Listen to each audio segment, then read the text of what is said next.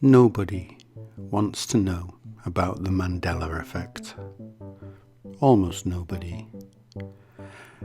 Occasionally, it feels as though it could be on the verge of going properly viral, but most people don't want to know about it. The difficulty lies in the terrible and awe-inspiring ramifications that one would be faced with should one accept it as an actual occurring phenomenon, distinct from confabulation. The choice is quite clear and simple. If you wish for your reality to continue to be the relatively safe and predictable reality you have known throughout your life, then you must accept that you have remembered wrongly. You have to.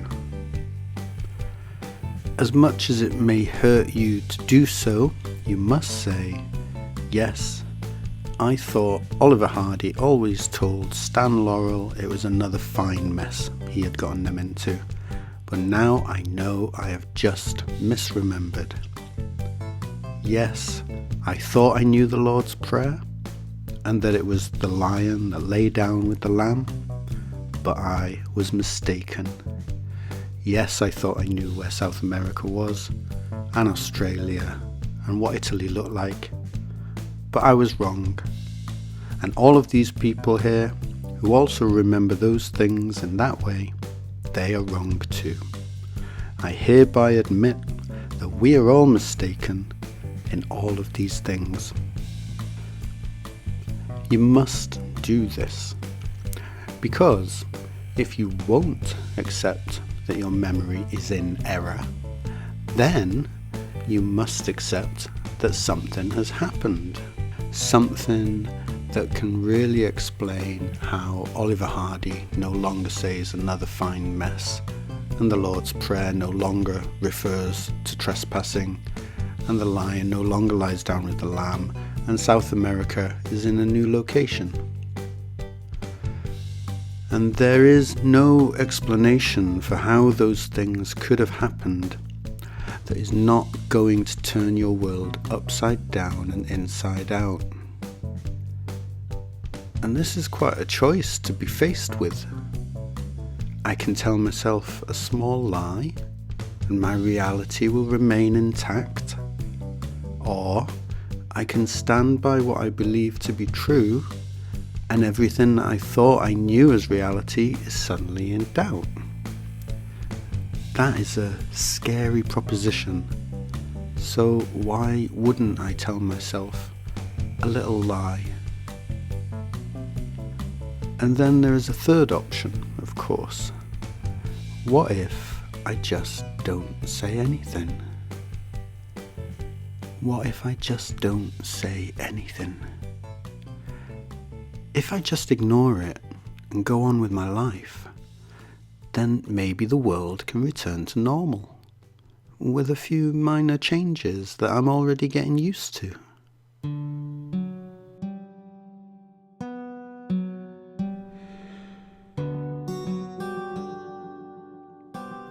I understand those who make this choice, of course. Having one's entire model of reality completely taken apart is not for the faint-hearted.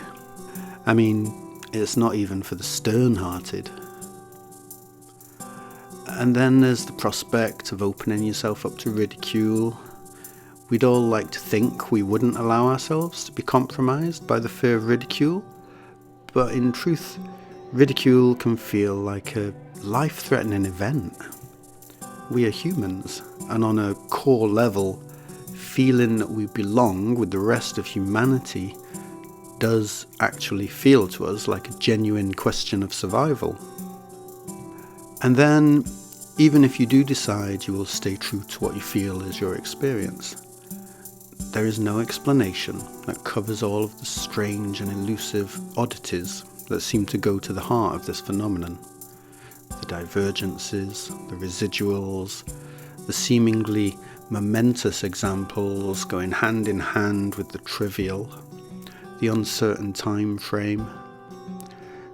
How is it that a thing like this could just suddenly come out of nowhere and be so big and so tangible, and yet be so infuriatingly slippery? It seems impervious to being pinned down. Has it been done deliberately? Or is it an accident? Or is it a natural occurrence that we have never experienced before because conditions were simply never conducive until now? There doesn't seem to be any way to answer these questions definitively. And yet there are countless people proclaiming they do know the answers with pristine certainty. It's the devil, say some of them, with rock-solid conviction. It's God, say some others. It is a deliberate act of psychological programming, say some. It's an accidental result of psychological programming, say some others. It's the end of days, say some. It's the beginning of a spiritual awakening, say others. Every single theory put forward sounds outrageous to anybody who is invested in the consensus reality they are familiar with. There is no theory that supports the Mandela Effect as being a true phenomenon that could not sound outrageous to a person who is desperately invested in the consensus reality they are familiar with. And 1,000 YouTube videos abound with 100% proof in the titles. But the thing will not be proved or disproved and remains stubbornly personal, persistently subjective. Somebody left a comment for me under one of my videos asking me which group I belong to. And so I admitted that I am a pure hippie at heart. I don't have the long hair, unfortunately. I don't look like much of a hippie at all. But beneath my plain facade, I am actually so hip you could dissolve me under your tongue. And there's an image that has been lingering with me for a few days now. And though it may change tomorrow, right now this image provides me with the best explanation for the Mandela Effect that I have come across so far. It is the image of the Red King. Cue atmosphere change. On the chessboard of existence, the Red King sleeps and he dreams, and all of the other playing pieces do whatever they can to ensure that he never wakes up, because they believe that they are part of his dream. And if the Red King should wake up, then the dream would end and they would cease to exist. What an elegant metaphor Lewis Carroll created here. It is easy to see that the Red King is humanity, slumbering humanity. But even though it is sleeping, humanity is still the all-powerful king. It isn't that humanity's power is dormant. It isn't dormant at all. It is through the power of humanity that our shared reality is formed and reformed every day, every moment. So humanity's power isn't in question. It's just that humanity isn't creating its reality consciously, because it is unconscious, because it is asleep, because it is dreaming. And so the chessboard of the world is shaped and inhabited by humanity's subconscious. That's us. We are the subconscious of sleeping humanity. We are a subconscious that is battling with itself, torn between the desire to wake up and the desire to continue dreaming. And all of humanity's self-identity is represented by us. Its hopes, its dreams, and its nightmares. And the nightmares, which are made of very little else but fear, are particularly anxious that humanity should never awaken, because they do not wish to come to an end, ever. Now, after a couple of decades of getting to know itself more intimately through the internet, the great subconscious of humanity is becoming uncomfortably self-aware. It's uncomfortable because it is unintegrated. This part of the collective psyche believes its existence is threatened by the existence of that part of the collective psyche, and vice versa. And so they war with each other. And so it can seem that we are hopelessly fragmented and unreconcilable. Our oneness is at war with itself. But this is not a new story. We are familiar with being at war with ourselves. We are great and bloody masters of it. And deaths happen. They always do. But deaths are just transformation. Pain is experienced. It always is. But pain is just information. And as integration slowly, gradually, sometimes painfully, progresses, the Red King is stirred in his slumber, and the tension between the desire to remain asleep and the desire to awaken intensifies. Our reality changes. It has to, in ways that feel increasingly contradictory, chaotic, and surreal. The dreamlike quality of our dream becomes more and more apparent to us. For how else would we be prompted to wake up? And those of us who fear that our identities will not survive this process become terrified and resist with all of their might. Or we run and hide and convince ourselves it's not happening. All the while, failing to understand that we're not in danger of destruction at all. Our destination is integration, not destruction.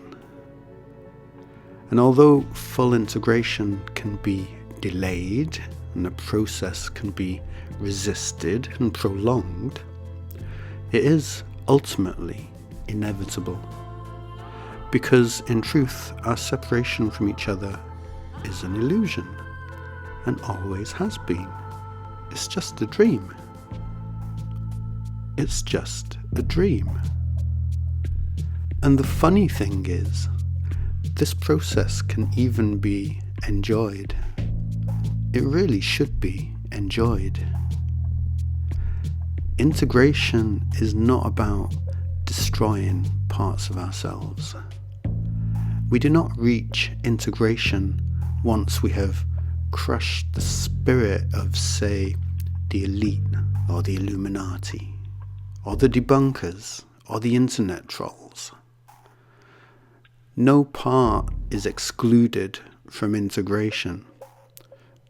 That's what full integration means.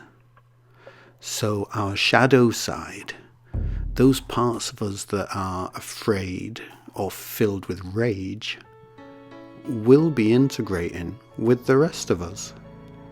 They will be coming along with us. They will be waking up with us. The only question for you as an individual right now is, How long would you like it to take for you personally? And how graceful would you like it to be for you personally? And if you're not sure how to begin, I offer the following simple and practical piece of advice. Destroy your TV. Don't sell it or give it to charity. Destroy it so that nobody ever need watch it again. Do the same with your radio, and do not buy a newspaper ever again. And use the internet sparingly, with as much discernment as you can muster. And that is me for now.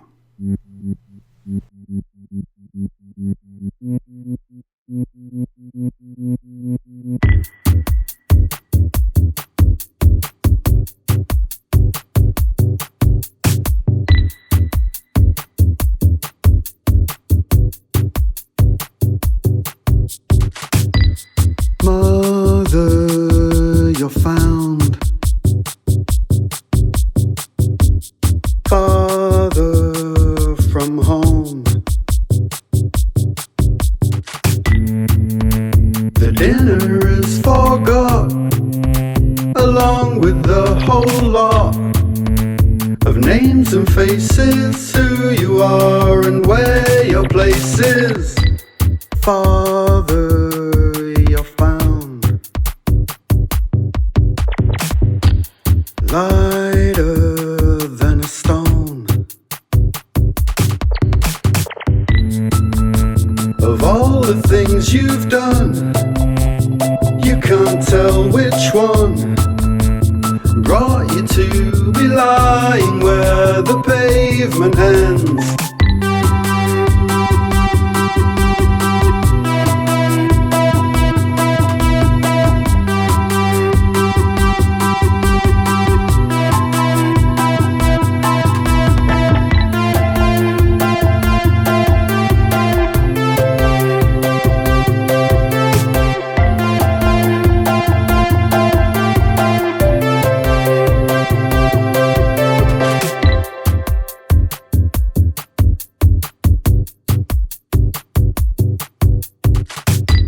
Sister, you're found.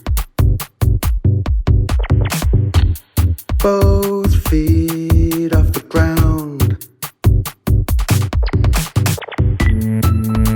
You only drank too much and drifted out of touch, and woke to find someone you didn't like inside. Brother, you're lost, knee deep in the frost. What you thought you had to have never made you glad, but holy cow, it's what you know, so why stop now?